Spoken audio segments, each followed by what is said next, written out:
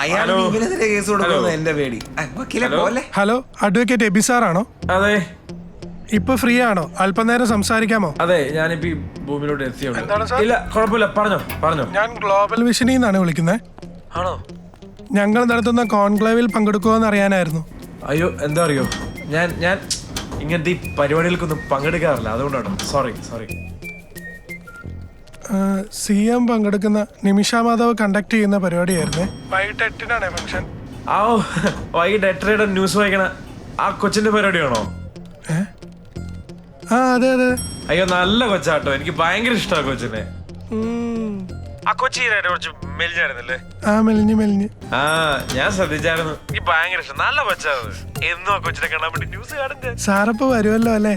ഞാൻ വരാം, എന്തായാലും വരാം. പ്രോമിസ് ആയിട്ട് ഞാൻ വരും. ഫ്രണ്ട്സിനെ കൊണ്ടുവരാവേ. വെന്യൂ എവിടെയെന്ന് അറിയിച്ചാ മതി. വെന്യൂ എവിടെയാന്ന് അറിയിക്കാം സാർ. Okay, thank you. ഇതിനകത്തങ്ങിരുന്നാ മതി. എടാ നിമിഷ, പ്രോഗ്രാമിന് വിളിച്ചു നിന്നെ. നോ. പിന്നെ എന്നെ ഉണ്ടാക്കാൻ ആ കൂടി ഒരു ദിവസമേ ഉള്ളൂ. എന്തെങ്കിലും ചെയ്.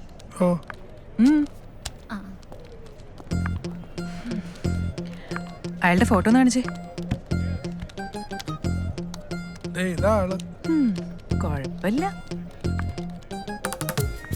അതെ, ഞാനൊന്ന് പ്രാക്ടീസ് ചെയ്യണേ. ഗ്ലോബൽ വിഷൻ കോൺക്ലേവിന്റെ ഒരു പ്രധാനപ്പെട്ട ചടങ്ങ്. ഗ്ലോബൽ വിഷൻ കോൺക്ലേവിന്റെ ഏറ്റവും പ്രധാനപ്പെട്ട സെഷനാണ് ആദ്യം. ഈ സെഷനെ സാന്നിധ്യം കൊണ്ട് ധന്യമാക്കുന്നത് ഒരു മഹത് വ്യക്തിയാണ്. നിങ്ങൾ റെഡിയല്ലേ? CM വരാറായോ? 10 മിനിറ്റ് വരും. ഈശ്വരൻ. അപ്പൊ നമ്മുടെ യൂട്യൂബറോ? മറ്റേ മെലിഞ്ഞ പെൺകുട്ടികളെ മാത്രം നോക്കുന്ന യൂട്യൂബറാണ്. നിങ്ങൾ ഇതൊക്കെയാണല്ലോ ഇവിടെ പരിപാടി. എല്ലാത്തിനും ഇവിടെ ഞാൻ മാത്രം ഉണ്ടല്ലോ അല്ലേ? മുടിചൂടാ മന്നൻ. വേഗം വന്നേക്കണം കേട്ടോ. വരാം.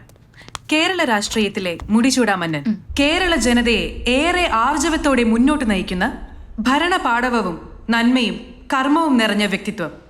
കേരളത്തിന്റെ ആരാധ്യനായ മുഖ്യമന്ത്രി.